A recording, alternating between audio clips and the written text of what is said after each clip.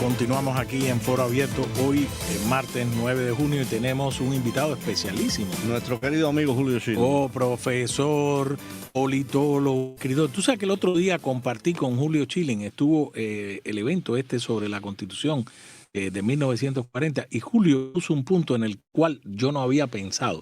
Claro, Julio es politólogo y ha estudiado los procesos tanto de transición como los procesos políticos en América Latina. O sea que Julio apuntó, sobre todo el debate de la Constitución de 1940, Julio apuntó algo en lo que yo no había pensado, que es que en todos los procesos de transición exitosos tiene que haber una reconexión, fíjate, se me quedó en la memoria, una reconexión con el pasado, porque ir al pasado es la única manera de reconstruir o de refundar la nación. Así que darle la bienvenida a mi querido amigo Julio Schilling.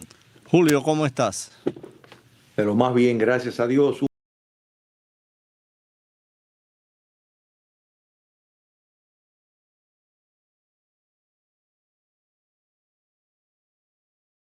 Un placer estar con ustedes, Miguel y Andrés. Julio, antes de entrar en la actualidad, me gustaría que ahondaras un poquito en esta reflexión tuya, porque estamos a las puertas de una manera u otra de un cambio en Cuba, y esta reflexión que hiciste a propósito de la Constitución de 1940, pero que es más amplia, sobre el tema de la reconexión con el pasado. Fíjate, me quedé con la frase. Te agradezco la referencia, y fue un evento estupendo, y tú hiciste un trabajo excelente Gracias. de moderar ante tantas personas que no es tarea fácil. Mira, siempre, o sea, todos estamos conscientes de la crisis humanitaria que hay en Cuba, que es tremenda. Todos estamos conscientes de las faltas materiales, y en cierto sentido también reconocemos el duro golpe, el trauma que el pueblo de Cuba ha padecido en el sentido sociológico, psicológico y antropológico.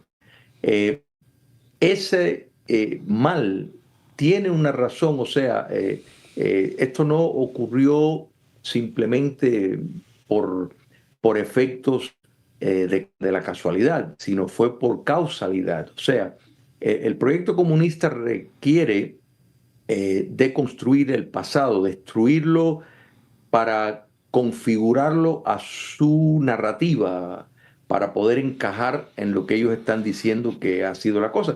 Y esto lo remonta a la era colonial, o sea, es una reconstrucción.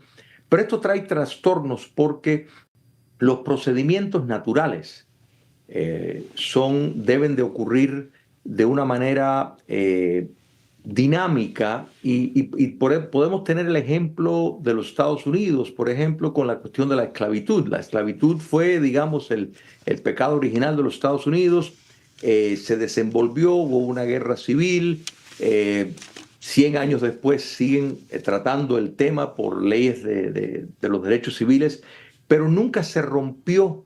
O sea, uno puede reconocer que hubo errores en el pasado, que hubo imperfecciones, pero no se rompió el tejido social que unía la nación, porque eso es parte de la construcción de lo que se llama la memoria colectiva, que da razón a la identificación de la persona.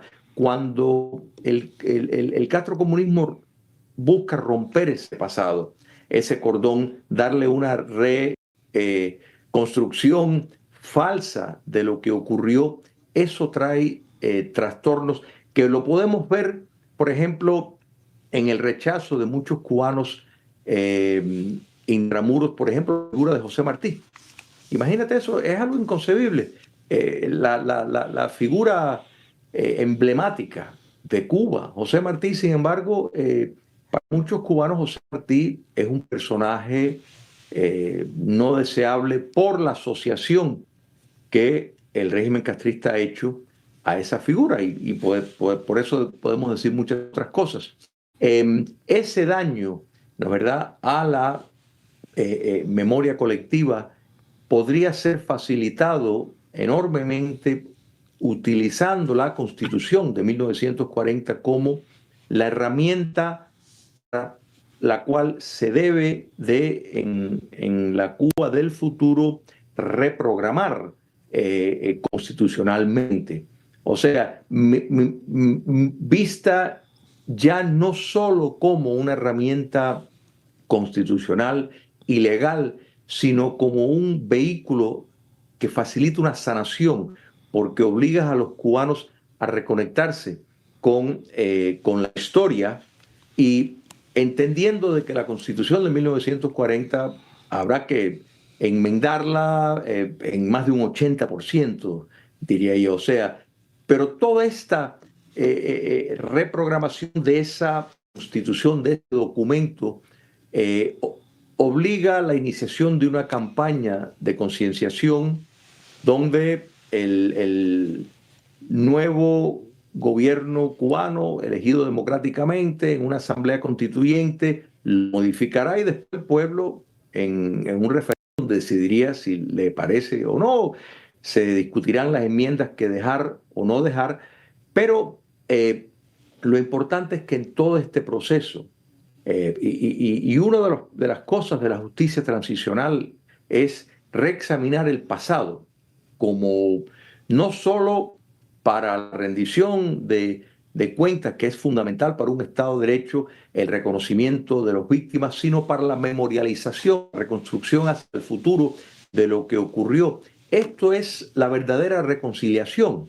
O sea, y en esta reconciliación, qué mejor modelo que la Constitución de 1940, que unió vertientes de todo, de todos los polos ideológicos. Y entendiendo también que la diferencia entre el Partido Socialista Popular de Cuba Republicana no llegó a cometer los crímenes de lesa humanidad que el Partido Comunista de Cuba hizo. Claro. Y esa es una gran diferencia. Esa es una gran diferencia. Quiere decir que la izquierda democrática perfectamente puede encajar en partidos socialdemócratas y tienen voz y vida. O sea, nadie está hablando de censurar opiniones, pero la Constitución de 1940, por la experiencia que tuvo en su edificación, el constituyente, involucrar a la sociedad cubana de ahora en ese proceso, en medio de, o sea, después de haber pasado un gobierno interino que implementó una programación de justicia transicional que es importante por su facilitación de sanar heridas. Me parece a mí que lo convierte en el vehículo ideal, porque solo de esa manera es que verdaderamente se puede sanar. En Cuba ha habido un régimen totalitario, de dominación total. Eso es muy diferente a un régimen autoritario y eso requiere una receta muy, muy diferente, y la Constitución de 1940, modificada y modernizada, sería el vehículo perfecto para cruzar ese puente. Sí, bueno, muy, muy bien lo que has dicho, estoy completamente de acuerdo contigo y creo que es importante la observación que tú haces entre la diferencia de un régimen autoritario y un régimen totalitario. Hemos visto, sin que estemos justificando ninguno, lo que ocurrió con los regímenes autoritarios del Cono Sur, que por cierto que se produjeron como respuesta a un intento de toma del poder por la izquierda. Claro, sin justificar ningún tipo de dictadura, sin justificar ningún tipo de pérdida de derechos, ni de desaparición, ni crímenes, ni nada de eso. Pero hay una diferencia entre un orden autoritario y un orden totalitario. Por general, el orden autoritario no altera ese vínculo histórico de la nación con su pasado, ni altera sus bases constitucionales, las viola, pero no llega a alterarlas. Es como una vez un familiar, estábamos hablando y alguien dijo, bueno, es que aquí cuando Batista aparecían gentes muertas en las cunetas, y alguien dijo, sí, porque no había un juez que mandara a que le tumbaran la puerta y le echaran 20 años de cárcel sin poderle probar nada. Entonces, eso es importante, y es importante que Cuba tenga esta constitución, la de 1940, la de 1901. Cuba tiene una tradición constitucional en la que hay que beber. Ahora, volviendo a este punto, entre la diferencia de régimen autoritario y régimen totalitario, en ese sentido, el caso de Cuba tiene más que ver, que parezcan ejemplos distantes, con lo que ocurrió en Alemania después de la caída del fascismo o lo que ocurrió en Japón después de la Segunda Guerra Mundial, que con otras experiencias, porque en realidad lo que ha sufrido Cuba es un proceso totalitario de una profundidad enorme. Todavía los países del este tenían, aunque parezca increíble, la reserva espiritual de que lo que les estaba pasando por un proceso de ocupación. Porque Alemania tenía 800.000 tropas soviéticas sobre el terreno. Pero lo de Cuba en ese sentido va a ser un poco más complicado, y es verdaderamente una suerte que tengamos esa herencia constitucional a la que podemos volver una y otra vez. Muy cierto, muy cierto. Y esa distinción de un régimen totalitario y autoritario es sumamente importante, porque la sociedad civil en un régimen autoritario no es destruida. Y la sociedad civil hace falta para una democracia. Entonces, quiere decir que una vez que un gobierno, y completamente cierto que las dictaduras netamente autoritarias tienden a ser reactivas, o sea, llegan al poder en reacción a resolver un problema, y por lo general llegan con una idea de estar ahí a corto plazo. A veces el plazo se extiende, pero entendiendo de que en determinado momento, ya cuando se cumpla la tarea, se entrega. Pero la existencia de la sociedad civil hace posible que teorías, por ejemplo... Y del mercado. Correcto, porque mira, en las ciencias sociales hay una teoría que se llama la teoría de modernización, que aboga para el intercambio comercial, entendiendo de que esa sociedad civil, si hay mejorías económicas y materiales, eventualmente va a poner presión a la clase política para transitar hacia una democracia. Sin embargo, en un régimen totalitario, y fíjate que los modelos nos enseñan eso, un régimen totalitario aniquila la sociedad civil. Totalmente. Es más, establece una sociedad civil paralela falsa con las organizaciones de masa que salen del partido dominante, y al no existir la sociedad civil, si hay un intercambio comercial, tenemos una China o tenemos una Vietnam, la dictadura se fortalece porque no hay una sociedad civil. Hay una sociedad contestataria, hay una sociedad inconforme, patriótica, pero eso es otra cosa. Eso y es severamente reprimida. Y es severamente reprimida, porque además, en ese ejemplo de los regímenes totalitarios, tú puedes existir siempre y cuando no retes mi poder. En el caso de los regímenes totalitarios, tú tienes que pensar, vestirte, manifestarte. Claro. En una caja, que la caja te la decide. El régimen autoritario te exige que te opongas. Exacto. Pero el régimen totalitario te exige que participes.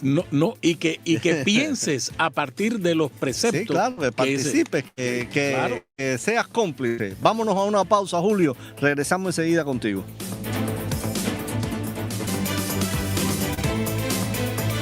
De San Antonio a Maicí, con libertad en el alma, oyendo Radio Martí. Aquí continuamos en la segunda mitad del programa. Andrés Reinaldo, un servidor, Miguel Cosío, y hoy invitadazo de lujo, el profesor, el politólogo y escritor Julio Schilling. Julio, Andrés y yo hemos debatido ampliamente durante todo este año casi los siguientes 4 escenarios que te queremos plantear, a ver cuál es tu visión para la salida, finalmente el cambio en Cuba.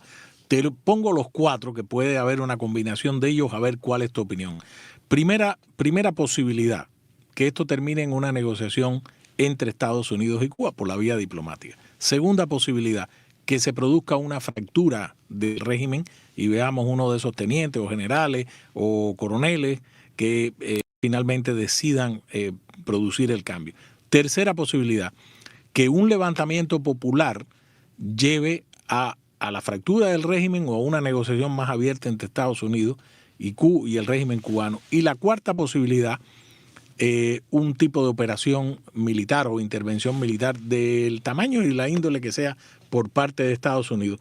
De esas, según nuestra conclusión que hemos debatido, puede haber una combinación entre una o dos de ellas o hasta tres. ¿Cuál es tu opinión, Julio? ¿Cómo ves el futuro inmediato de Cuba para el cambio? Mira, si te fuera a contestar en cuál es el que me gustaría, por supuesto. En ese estamos. Ahí está Andrés, ahí está Andrés. En ese estamos. Correcto. Que por cierto, no es ninguna de estas cuatro. Ahorita te la dice, Sí. ahorita te la dice. Pero bueno. Pero la tercera puede ser un detonante El del para la levantamiento, segunda y claro. la cuarta. Bien. Para Puede la ser segunda un y la detonante. cuarta. Es decir, para una fractura o para una intervención de algún tipo militar por parte de Estados Unidos. Correcto, correcto. Y cada vez más es factible que los Estados Unidos pueda, a medida que más gobiernos en América Latina van adquiriendo liderazgo que está en línea con los valores de esta administración, pudiéramos ver hasta una acción regional. O sea, yo no dudo, por ejemplo, que el gobierno de Colombia estaría interesado, tomando en cuenta el papel de Cuba comunista en promover el terrorismo en el país de ellos, o en Argentina, que estos presidentes estarían dispuestos a enviar. El gobierno chileno. Correcto, correcto, correcto. Y sería una cosa hermosa, que no solo soldados estadounidenses, sino que hubiera todo un equipo de democracias americanas en una especie de pacificación, digamos, ya posteriormente. Pero el escenario es, los Estados Unidos yo creo que está apuntando para la segunda. La fractura. Correcto, correcto. Que se produzca una revolución de palacio, un golpe de Estado, demostrando sinceridad, arrestando al resto de la cúpula y liberando a los presos políticos, porque eso daría una prueba fehaciente de que hay un compromiso con los mecanismos de libertad. El régimen castrista va a querer la opción 1, pactar para no hacer cambios profundos, para hacerlo suficientemente cosmético hasta que Trump salga de la Casa Blanca, y la esperanza de que no entre Marco Rubio. Claro. Entonces, a la que más le tengo miedo es a la opción 1. Sí, porque la opción a la negociación. Bueno, ahí es donde está. Ahora, lo que sí yo creo que la opción 1, afortunadamente, se le ha complicado a la dictadura con el encauzamiento de Raúl Castro. Porque esto no solo elimina a Raúl Castro, o sea, ya Raúl Castro, lo hemos dicho aquí, no puede convertirse en Delcy. Tiene que botar las pelucas y los vestidos que se había conseguido, no puede convertirse en Delcy. Pero también pienso yo que eso saca del juego también a la familia directa de Raúl, porque no va a estar gobernando un hijo de Raúl mientras que su padre es un prófugo de la justicia, o un nieto que está siendo buscado, o un nieto. Entonces, esto es una parte importante. Claro, la dictadura juega a ganar tiempo y juega a la amenaza de una gran crisis interna, que sí pone a los Estados Unidos en una disyuntiva militar y económica mayor. Esa es la parte que hay que ver cómo se soluciona. Ahora, la ecuación del pueblo, vuelvo a insistir, está ahí latente.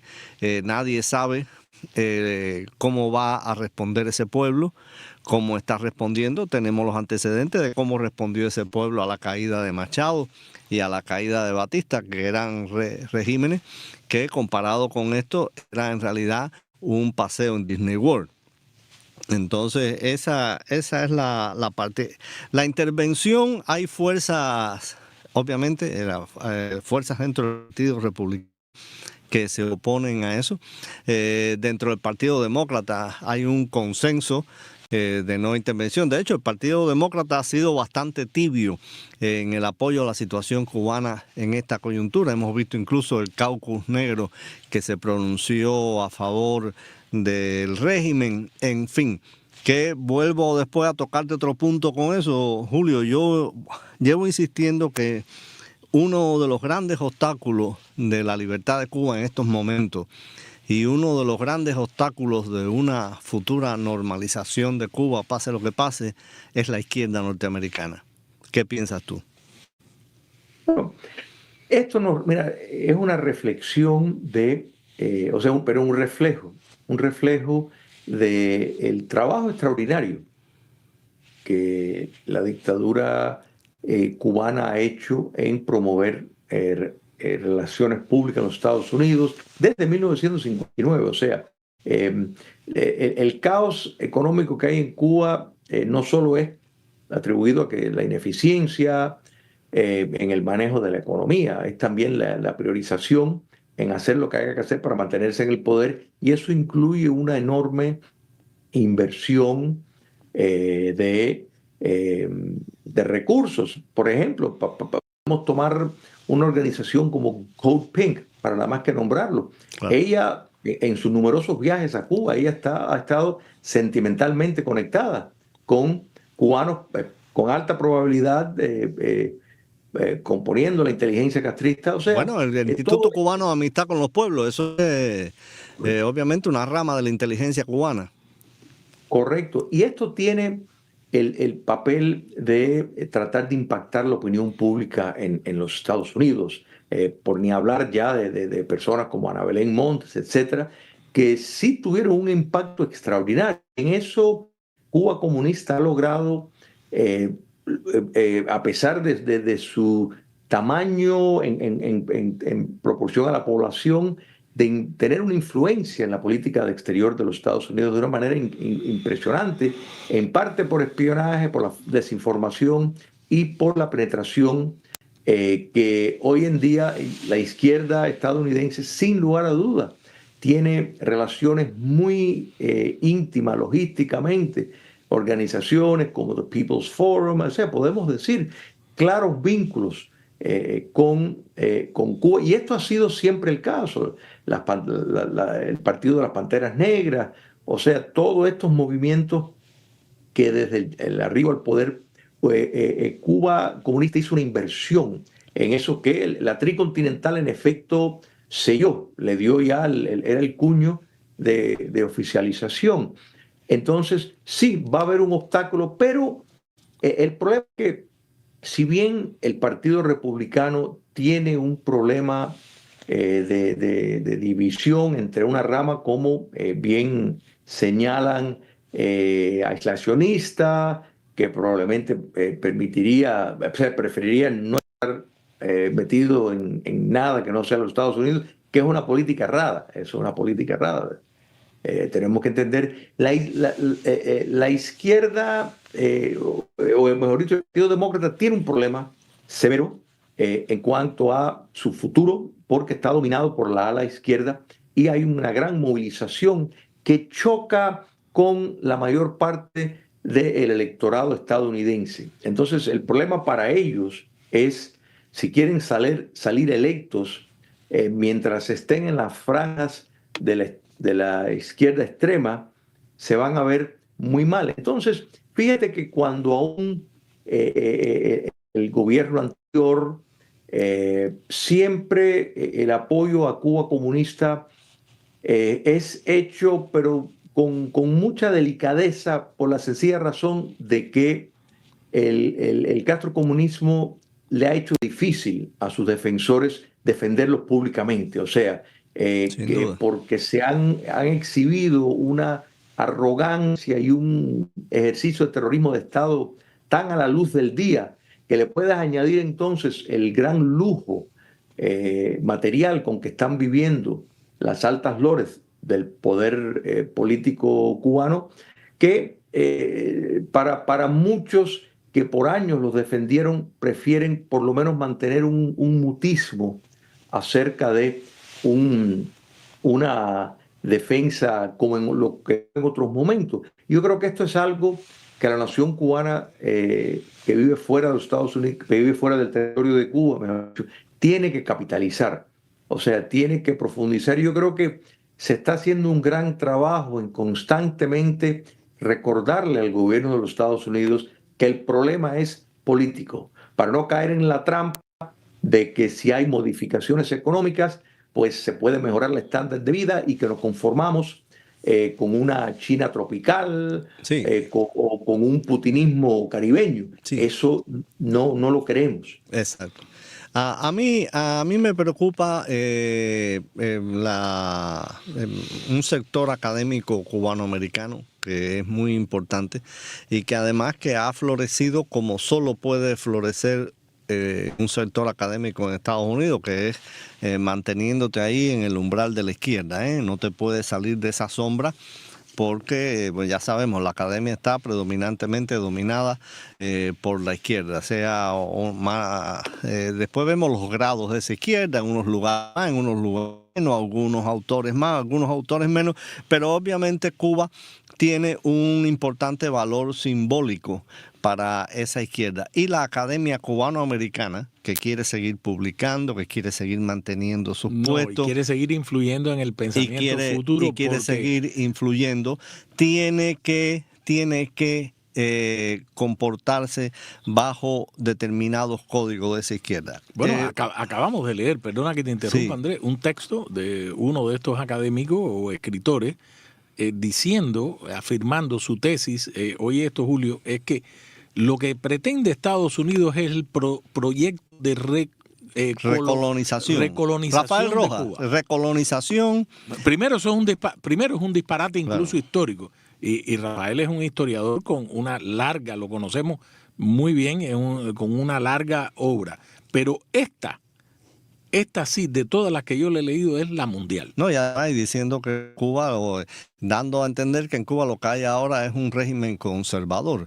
O sea, es confundir. ¿Qué es lo que impide el cambio? Exacto, es confundir a Xi Jinping con Margaret Thatcher. Te das cuenta que son dos cosas. Así que hay un régimen conservador. No hay un régimen conservador. Hay un régimen totalitario que hace una instrumentación muy inteligente y muy hábil del capitalismo. Pero a mí me preocupa mucho izquierda, la Academia Cubanoamericana, el papel que puede tener en un futuro de Cuba, sobre todo en tópicos como del embargo. Fíjate que aunque hagan críticas al gobierno cubano, a la dictadura, siempre dejan el margen de que, bueno, el embargo. Lo cual a mí me asusta. No vaya a ser que después que en Cuba haya un proceso, que es el proceso que todos queremos, de democracia, de discusión, yo creo que va a ser un proceso de gran debate de ideas, nos vengan a decir de que, bueno, el castrismo no era tan malo y no pudo sobrevivir en definitiva por el embargo. Y por los Estados Unidos. Rafael, ¿cuál es tu opinión, Julio? Mira, ustedes han tocado un punto importantísimo, que estamos viendo una ofensiva, porque era de esperar que el régimen castrista iba a poner a trabajar a personas que están en el exterior, que sirven sus intereses.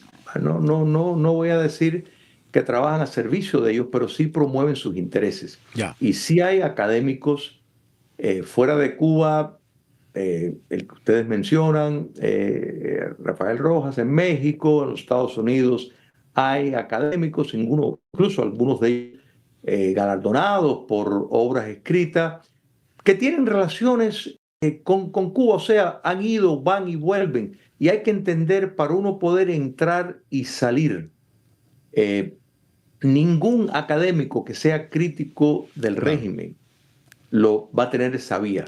Entonces, Ada Ferrer, Rafael Rojas, todos son Luis Pérez, personas que han escrito sobre Cuba prolíficamente, han producido buen material, pero a la misma vez hay un parámetro, que ellos son muy delicados y no quieren cruzar porque ellos entienden que si cruzan ese parámetro ya no tienen más entrada. Y eso a la misma vez ya compromete su apreciación y su análisis por esa conexión. Y aquí no estamos hablando de académicos ya oficialmente parte de la inteligencia castrista, que reparten cátedras y pretenden, o sea, engatusar, confundir, engañar a la opinión pública cuando son agentes entrenados de la inteligencia castrista que operan en instituciones académicas en los Estados Unidos directamente. Que eso no es el caso o sea, de estos otros que mencioné, pero sí promueven los intereses. Pero yo creo que eso era de esperar. Y fíjate, cuando Barack Obama buscó el acercamiento con la dictadura cubana, sabían dónde ir a buscar la opinión sobre Cuba que coincide con la visión que ellos querían llevar la política. O sea, más bien buscaban personas que pensaban como ellos para validar lo que ellos ya tenían pensado hacer. Entonces, yo no creo, ni me imagino, por ejemplo, que Marco Rubio, que es quien está asesorando principalmente la política, particularmente de Cuba, va a presentar ningún informe de ninguno de estos académicos que claramente, por lo que han escrito, han necesitado la colaboración del régimen castrista. En otras palabras, han entrado en Cuba, han sido huéspedes de la dictadura cubana para hacer sus trabajos académicos. Entonces, ya ahí se pierde en un régimen totalitario, se pierde porque no están ahí extraoficialmente andando como si ahora mismo uno va a un país democrático a hacer un estudio y se entrevista con quien quiera y utiliza instituciones académicas independientes. No, en Cuba todo lo que van a utilizar está ligado al partido dictatorial, al Estado dictatorial. Entonces, dependen de ellos para toda esa movilización y es una relación que no van a, Claro, que no van a romper. Que la pregunta aquí no es preguntarle a estos académicos por qué van a Cuba. La pregunta es ¿por qué los dejan entrar? Claro. Bueno, efectivamente, y eso es importante, aunque ya uno se da cuenta cuando escucha y lee mucho de las cosas que escriben, el pulso de dónde están parados. O sea, que hacen una crítica como queriendo rescatar determinadas cuestiones de el comunismo cubano cuando no hay nada que rescatar. Nada. Porque si quieren hablar de programaciones de igualación o de atender a los pobres, mira, volvemos a la Constitución de 1940, una Constitución socialdemocrática. Cuba tuvo gobiernos socialdemócratas. La clase media en Cuba fue fortalecida por una programación amplia social. O sea, Cuba no necesitó de una revolución comunista para... Además, vamos, algo que quizás escapa a nuestros oyentes que solo han conocido la historia oficial del gobierno cubano. Una constitución que surgió bajo el gobierno socialdemócrata de Batista. Correcto. Exacto. Pero sí es importante, o sea, estar atento a todo esto, porque yo creo que todos tenemos una cierta inquietud, o sea, acerca de qué pasará. Y yo creo que esas cuatro alternativas que ustedes tienen están muy bien pensados porque es los formatos. Entonces, los Estados Unidos va a tener un papel fundamental en lo que ocurre para bien o para mal. O sea, en el sentido de un error de creer en la dictadura terrible. Algunas personas, por ejemplo, están diciendo, bueno, ¿por qué no se sancionó al nieto de Raúl Castro, al Cangrejo? Bueno, a lo mejor es algo que es una movida estratégica para dejarlo en remojo para otras acciones. Claro, eso es lo que yo pienso, pero estamos viendo inquietudes, personas que dicen, bueno, ahí están buscando por ahí, y tenemos que recordar que la ley Helms-Burton, condiciona que no puede haber, o sea, en ese momento se hacía una referencia más bien para los hermanos Castro, pero el espíritu de la mención del apellido Castro como una de las condiciones que no pueda haber un Castro en la estructura del poder para el levantamiento del embargo, es difícil entonces tener a un Castro nieto o Castro bisnieto. Eso va a ser inaceptable, que está codificado en ley, y le va a ser muy difícil para cualquier presidente levantar el embargo, y el levantamiento del embargo es fundamental para la reconstrucción económica. Así es. Julio, ha sido una velada magnífica la que hemos tenido contigo. Tienes que volver con nosotros más temprano que tarde. Con mucho gusto. He disfrutado mucho estar con amigos. Nosotros también, y estoy seguro que nuestros oyentes igual. Un gran abrazo, Julio, y muchas gracias por tus observaciones lúcidas y pertinentes. Gracias, Julio. Un gran abrazo. Un fuerte abrazo. Gracias. Fue el politólogo.